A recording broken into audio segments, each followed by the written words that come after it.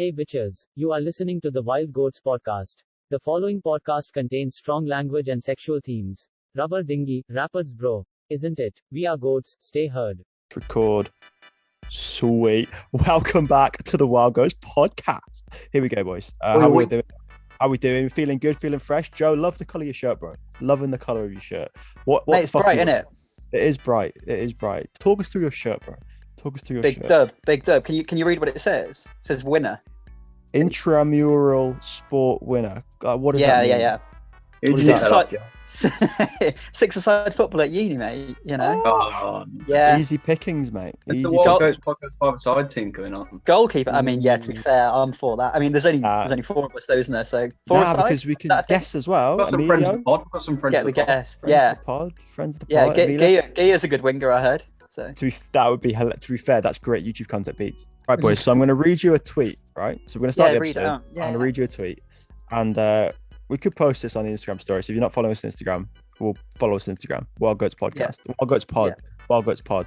Right. So this tweet reads: "Young male virginity is on the rise." You love to hear it for Christian fans of the pod. You love to hear that. You know, no sex for marriage. Praise the Lord. You know, it's what we're after. It's what everyone's after. Hey, by the way, there's no premarital sex if you never get married. Nice. Yeah, I saw that somewhere recently. So let me just. So there's a graph, right? And if you want to see the graph to the listeners, just go on our podcast. It will be on the highlights of this episode, right? So the graph essentially summarizes that dating apps and people's online presence only benefits the top quartile of men, far more than the other male population. So guilty as charged with the success. What can I say, you know? Now, there could be many reasons for this, right? And another one they suggested was more people living at home, less active socially. And then they also said men make less money, women less incentivized to look for long-term relationships. I mean, you know, there's a lot to get through. You're only in there for money. Yeah. But the main one we're going to focus on, just to summarize, is the top one, dating apps. I'm going to turn my phone on silent. How dating apps has affected people's virginity. So if that's not a banging podcast topic, I don't know what is. Like, I mean, that is solid start to the episode. Yeah, I'd say so. Yeah. So, like, where do we even begin with this, right? Like, how do we even dig into this deep? I mean, so the graph's 2018, isn't it? That's where it really. That's a good point. Before COVID.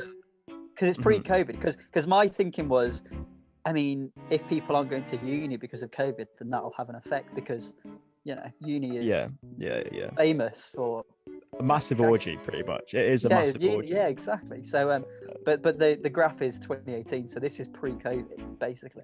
Which is the most fucking crazy thing. If I'm like gonna pick apart the graph, if anything, that's the weirdest thing. It will have got worse during COVID. I was thinking this the other day. I was thinking, imagine all the virgins because of COVID. You know? I was actually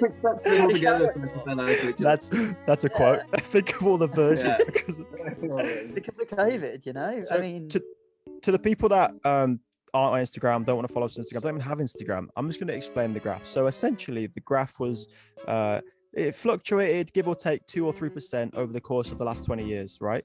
But in the last 10 years, from 2008 to 2018, there has been a severe gradual increase to the spike. And now from 2018, there's been a huge spike up to, 36% increase in virginity of like men, which is fucking nuts. Like, absolutely nuts. It's clearly there's only one thing it could be. If it 2008, that was the recession, wasn't it? So Beats, you're the expert on like takes, virgins? So we need we need your take on this, mate. Like, why is this a thing? I'm the expert on everything.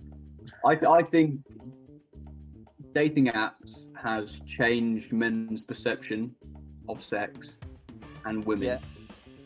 Okay, so they think that using dating apps makes them entitled or much more likely to have sex with women, when in fact, let's face it, it doesn't. Yeah, the stats don't lie, do they? Really? No. If your personality isn't good, you can't hide behind an app. Yeah. But then again, that's the catch, isn't it? Because you only get lots of people have success with it, but they have the personality to back it up. So you'd probably find that the people who are having a lot of sex through Tinder could also have a lot of sex through meeting people at bars. The personality matches. Yeah. So maybe it's just guarantee you're gonna shag people. It's true. Yeah, 100%. But people have got it in their head that because they can more accessibly than when we were young, more accessibly find lots of women. Yeah. You know, there's a lot more out there. They're everywhere. Yeah, they're just on your phone. There's like millions of guys. It doesn't, you know. Why it's going up is, I mean, I think it's probably because people have chat's got worse. People have hiding behind their phones. You don't actually have any interaction with women because everyone's all through your phone. And the other thing is, right, I feel like people do have sex meeting people on Tinder, but not for their first time. Like, if you haven't had sex before, you wouldn't be like, come round and we'll have sex. Like, I've never met you before. I've never had sex before. The pressure on that would be so big. Like, there's no way that a virgin would get someone round off Tinder for their first time. Because that if you think about it, insane. Agreed. So if you think about it, if a girl's willing, and boys, if one of the two's willing to put out on Tinder without even really ever even meeting you or getting to know you first, they have to have had experience. That you would have thought they just love sex. Through, you know? What my interpretation of it is, they love sex so much they're just happy just to swipe with whoever they want, find someone who's a bit funny, and then they go, right, you seem alright, come around mine, we'll do the deed, jobs are good in. But if you're not a virgin, if you are, mutually consent. The girl is on there to do that, and the guy is on there to do that, and they've just found each other on Tinder, and they serve their purpose for the night, and they go their separate ways. You know. Yeah. But that's the thing. Like, I don't know about you boys, but you're never taught how to approach girls. There's not like a workshop. There's no like at school. You're not taught like mortgages, how to approach girls, that kind of thing. No, it's shit in it. But it depends. I think it depends on your how you're brought up though, because you're not taught how to talk to women, but you're taught how to treat women. That is one comes from the other, doesn't it? You're taught how to respect women, and then therefore you know how to speak to them when you do eventually go to do so. Whether that be at 15, whether that be at 21. There's a difference between like knowing how to talk to women respectfully and knowing how to flirt with them and let them know that you like them in a certain way. Should be a bit of both, Joey. I don't know, maybe. Mate, if I'm holding a door open for a girl, it doesn't mean I want to shag them. Do you know what I mean? Does it mean that? It means you're a gentleman. If anything, it would make her think you're a gentleman, and therefore you should be more inclined to start a conversation with you. But we're going down the whole bad boy route though now. Girls like a bad boy beats. A boy that will slam the door in the face. Hey, girls may like a bad boy. Okay, that's why Joey gets so much success. I'm not a bad boy. Fuck off! What are you on about? Joe is the poster boy of the opposite of a bad boy. I'm respectful. If anything, like I overthink like too much, like how to be respectful, and I'm like. But Joey, it works out in the long run, mate. No, because like you're just there. You don't want to be the one. You don't want to be the one anything wrong. Up to on Saturday morning and goes fuck. You want to be the one who wakes up on Sunday morning and she wants to take you around to her parents.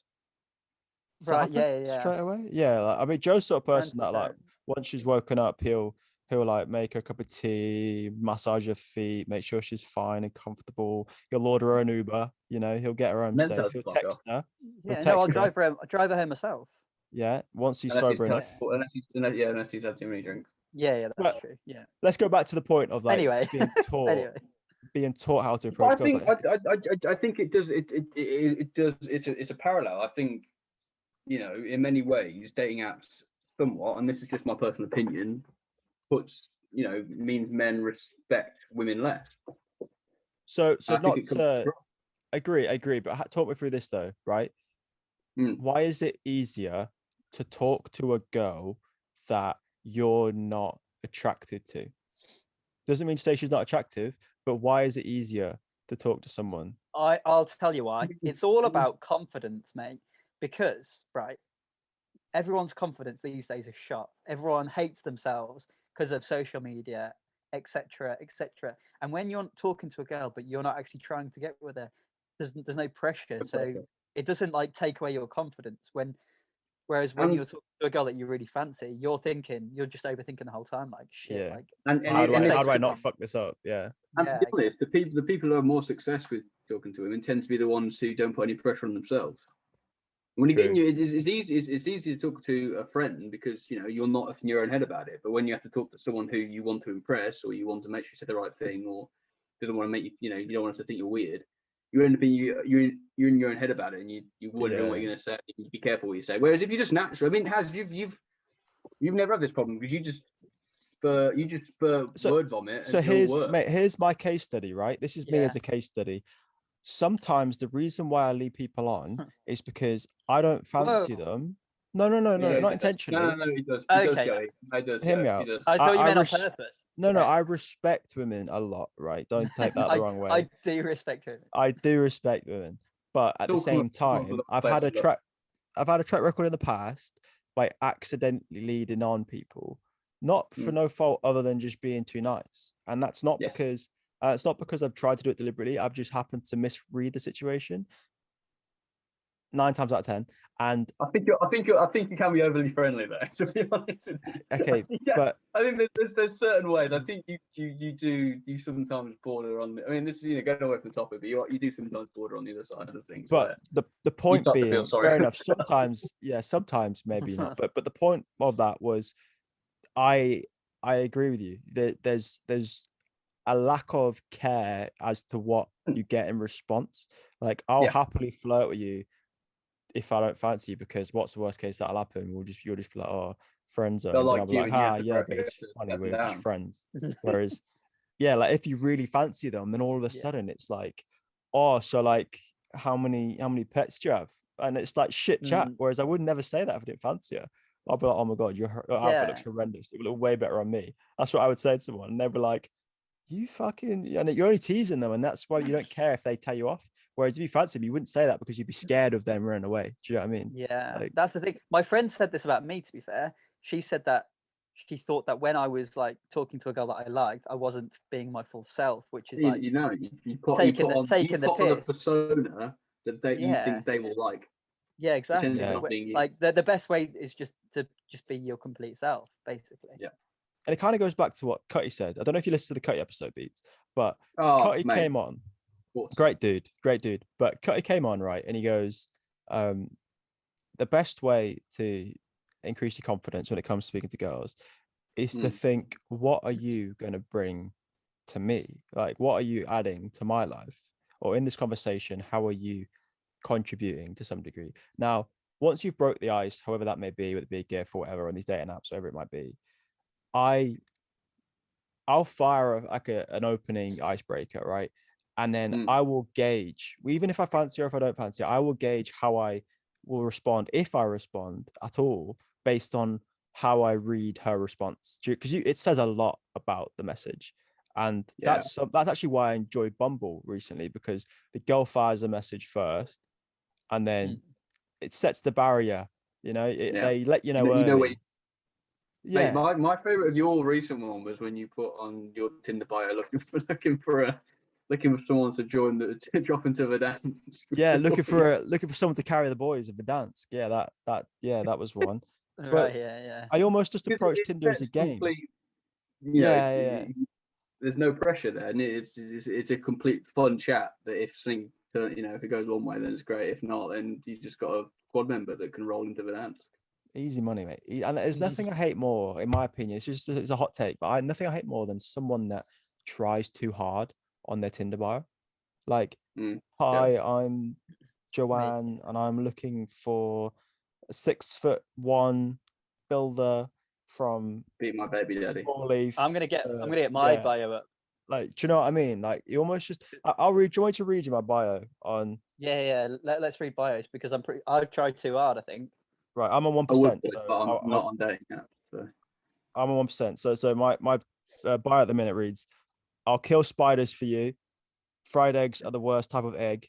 And when I grow up, I want to be a fireman and an astronaut." That's my bio, right? It's a load of, but it's just I'm taking the piss, and then I have like the whole other shit that comes along with Bumble and all that shit. But like, I haven't said I'm looking for like my future wife or anything. I've just been like, look, I'm here for a bit of laugh. Not like sex. I've said what I'm looking for. I've said looking for someone to sing the Nessa part of Islands in the Stream with me, because that is what I want. It's I Gavin don't and Stacey. understand that. Oh, is that Gavin? Is that Gavin and Stacey reference? That could not be a better quote. Fuck me. Yeah. Right, boys, let's get back onto the tweet. Okay, so the tweet follows up the graph with some advice for people, right? So if you're a virgin, or if you're lacking in the bedroom, lacking in the bedroom, that is not saying that. If you're struggling to, you're lacking female partners. There we go. We'll go with that. He's giving you some advice. So the first bit of advice is to stop using dating apps.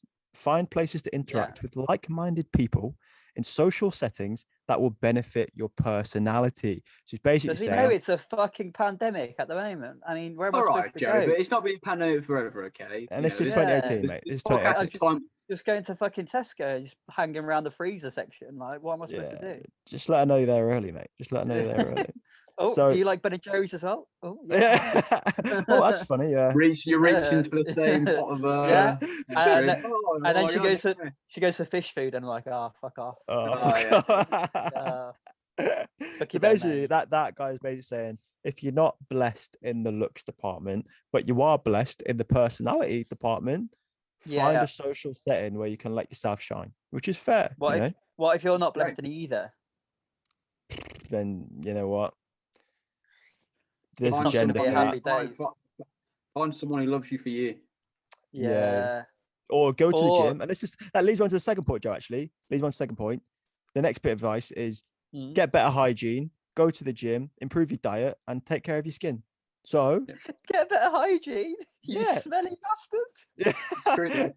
The reason you're a virgin is because you fucking sting. It might be, mate. No one's coming near you. There's like take a little bit of self-care. Smell. Yeah. For sure. I mean, I assume that people were doing that anyway, but if they weren't, then this is good advice, you know? Not everyone, Joey. But you'll be surprised, mate. Like having nice teeth which line up, having like not having bad breath, like being hygienic, smelling like you've come out of a soapy bath as opposed to a sweaty bath. Do you know what I mean? There's BO is the most horrific thing to smell.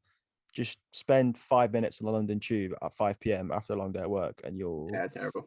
What does BO stand for? Body odor. Anyway, never mind. Smashed it. The last bit of advice, right? It says, if introverted, find situations where you can be in smaller group settings with friends, and then you can let yourself shine that way. So, arguably, pre-drinks with your friends, pre-drinks, house parties, perfect. Best way. Or bowling, more intimate. Either, you know. Bowling. Okay, we'll move on from bowling. But pre-drinks. Let's talk pre-drinks quickly. Yeah, pre-drinks. That's a great situation to be in. How many times have you met someone, male or female, could be a mate, doesn't need to be a sexual partner or anything, but just a male or female at pre-drinks that you've just cracked on with really well, that you would never have met unless they'd have attended that pre-drinks, and as a result of that pre-drinks, you've become best friends or good friends? But the reason for this, and this should be a point on the list, is you're drunk. You know, you've got a bit of Dutch courage in you, and that should be it. Just before you go out anywhere, have a beer. Just always carry a flask. Always carry a flask, and then if you see something you like, bit of Dutch courage, you'll be able to go over to them. Yeah. Just make sure you don't drink too much of it that you actually get drunk, because that would be... exactly. There's the limit, isn't there? You've got to have enough to get you confidence, and not too much that you become a bit of a mess. That's why people take shots before shows. I think the point of the pre-drinks is put yourself in a situation where you're comfortable and you can show off your best kind of personality. So if you're center of a party, pre-drinks is perfect because you're center of attention, you're out there, you're running things, you're speaking to everyone, you're in a great situation. If you're a bit more, if you're a bit more introverted, then maybe I feel like if you're introverted, you're the one that's, when they're playing Ring of Fire, you're sat on your own, like in the circle, obviously next to a girl, and you're like, oh, this is a bit fucking shit, isn't it? Like, and she's like, oh, I'm introverted as well. This is a bit shit. Okay, so that's where we kind of get the I guess an area we could go. A good way to get over this is to have a good friend / wingman. Someone to bring you into situations. Because if you're an introvert, all you need is someone to bring you in. No, because if we do Ring of Fire, I'm sort of running it, and you're sitting next to a girl. You get you both to drink at the same time. Spark conversation. You can go, oh, this is a bit shit, isn't it? Fuck this guy. Yeah. Go on, Joe. What are you going to say? Just go off and talking. Because I'd say that I'm introverted in the sense that in a small group of like my friends, I'm quite confident, whereas in a larger group where I don't know as many people, I'm less confident. So like pre-drinks, if it was a lot of your friends and then a couple of other people, you'd be feeling comfortable and you'd be more comfortable to talk to great point. those strangers. Whereas if it was a pre-drinks where it's you and one mate and then a load of randomers, then less so. But Joe, if you were in that kind of group where it's a lot of people you don't really know, but then maybe one or two friends, and they're talking to a group of people, would you feel confident to go over because your friends are there with people you don't know? Yeah, more confident. There you go. Yeah, absolutely. Yeah. But like walk and go to a group of people that you don't know any of them. No. But in hindsight, it's exactly the same. The principle is exactly the same. The difference is that fake confidence because you happen to know them. So in your head, you think you have an escape route. If it gets awkward, you will just turn to your mate and go, good win on Warzone last night, mate. And you'll change the narrative. That's how some people need that comfort blanket to put themselves out there. Yeah. I think everyone deep down is a little bit of an introvert. I don't think a sole extrovert exists unless they have imperfections and they're trying to cover it up by being loud. Do you know what I mean?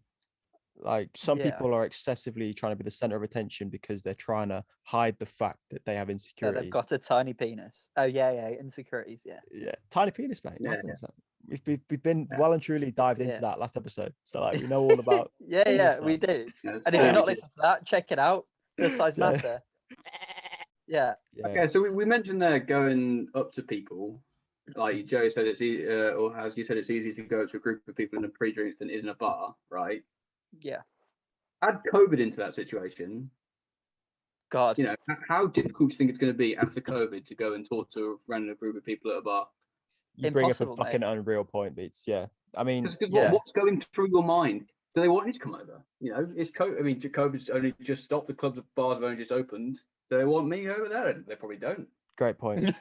It's a weird situation, in my opinion, because I feel like, yes, you're absolutely right, bro. Everyone's going to be awkward. Everyone's going to be treading on eggshells. They're not going to know what to say. It's going to be fireworks, mate. It's going to be a roller coaster. I would love to be a fly on the wall just to witness the carnage that's going to happen. Be great, but the other flip side, and this is a genuinely like valid point, in my opinion, everyone's going to be so deprived of action, they'll just take what they can get. Like people will just be like, "You talking to me? Yeah, let's crack on." Like I need a hug. Like, all right, Robert De Niro, you talking to me? You talking to me? Yeah, I just want some, some TLC, mate. I will happily talk to you for a bit. So what you're saying is everyone's just horny, and whoever comes up to them, they're just going to be like, mate, right? Yeah, happy days. I don't know the stats on this. Beats might know, but there was. We get a fact check. Get a fact check from Beats. There was definitely a baby boom. First lockdown. Shout out Harry Kutchers. There was definitely a baby boom. First lockdown. That's a fact. You have to think there was going to be. So I actually know the stats on this. Oh, you love to hear that. Go on. In the last year, pregnancies have gone significantly down. That's not. Where's the? That's not where I was going with that, Beats. Yeah, give me. That's wild, mate. Now, why do you think that is? Why do you think that is? Because of the insecurities that lockdown and COVID has found, people don't want to start a family. Wow. See, I would have thought I imagine a lot of people were shagging, and I'm sure there've been a lot more unplanned pregnancies. But in terms of people, so they do every year they do statistics on who like how many babies like probably planned, or like every country has an average of yearly births, and it went significantly down in the last year. That's wild, mate. Jenny, I was not expecting that. Makes sense. Does make sense. It does make sense. If you really think about it, though, who wants to have a kid during lockdown? You know, financially, a lot of people are into furlough, don't know where their jobs are. Yeah, they might be on 8% furlough, etc. Exactly. And then, you've got to have the kid, and then you can't go out and do anything. Your family can't see you. They're not there to support you. It makes complete sense. How's this for a hot take, though? Do you reckon there'll be one after? I reckon there'll be a lot more pregnancies because of unexpected pregnancies, because it's just going to be a massive orgy when everyone gets back. I kind of feel like you're hoping there is.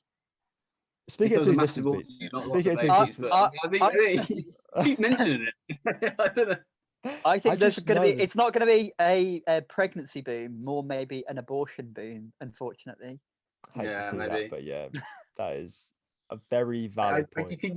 I don't know about you, Joe, but I'm starting to get the vibe that Haz is really hoping that there's people are going to. It's been a while. It's been a while. It's been a while. Who's coming? Oh, he's making a cameo. Mate, your beard's looking strong. Good to see ya. Good to see ya. Continue. I just appeared. If you were in saw a group of girls in a bar and you want to go speak to them, what are you thinking? Post-COVID. I don't see how it's any different to pre-COVID. Well, because do they want you over there? COVID's only just stopped becoming a thing. Do they want you that close? Are you wearing a mask? You wearing a mask for a start? In fairness, though, Beats, he's not been in lockdown. He's been to Australia, Greece, New York, fucking all over the joint. What I can tell you is I was in Australia in January, and normal life for them. They don't have any COVID, or they had like at the time like 2 or 3 cases of COVID. That was like nothing. Yeah. And people are living life normal. They're in bars. They're packed with bars. Like people are chatting. Like people are not like, do you have COVID? Like, nah, it's just normal. But coming from here, where it's been really, really bad, what did you think when you were over there? I know, again, you don't spend that long here, but that's a great point. What did it feel like? Is it weird? What did it feel like in that environment? Yeah, what did it feel like? The first day was weird because you're seeing people together, and that noise of when you're in like a bar and there's that noise of just chatter. Yeah. On Netflix subtitles it would be distinct chatter. That would I love that. Yeah. But then after a day it becomes normal, and like I was going to bars most nights, and I wasn't like trying to avoid people. Yeah, I bet you were. I was saying to Beats, I was saying to Beats, like we're a bit of a goldfish society in a sense. Like we have this sort of 5-second memory loss sort of thing, which fish have. Where I reckon within it might not be 5 seconds for us. It could be 5 weeks, 5 months. But there will be a point where we'll just forget COVID was a thing. I think we'll always have the COVID experience in the background. We'll always have a jab. We'll always have an annual. You'll always remember those who died and suffered with it. Yeah, there'll all be like a whole horrible side of it we'll remember. But in terms of how it will affect us and society and how we behave and how we react, it's sad, but I don't think we'll actually change. I think we'll go back and it'll all be exactly how it was before. I agree. Yeah, I think so as well. I think it'll be like flicking a switch. It will be everyone will be like really enthusiastic, and to be honest, for me, like June 21st, I'll probably avoid like bars and clubs for a week because I'll just be rammed, and then the week after it'll go back to normal. We can go and very comfortably go and have a drink. It's a hot take. I like it. It's a hot take. Yeah, it's just weird, isn't it? Like, I think we're all just counting down the days till that day comes, and then fuck knows what will happen. How's it count that day for this orgy? Yeah, that orgy, mate. It's gonna happen, mate. It's gonna happen. But, where are we doing that again, House? Your house? What? Sorry. Yeah. Was that allowed? Fuck. Yeah. So. Good thing this hasn't been recorded. Yeah, thank God for that.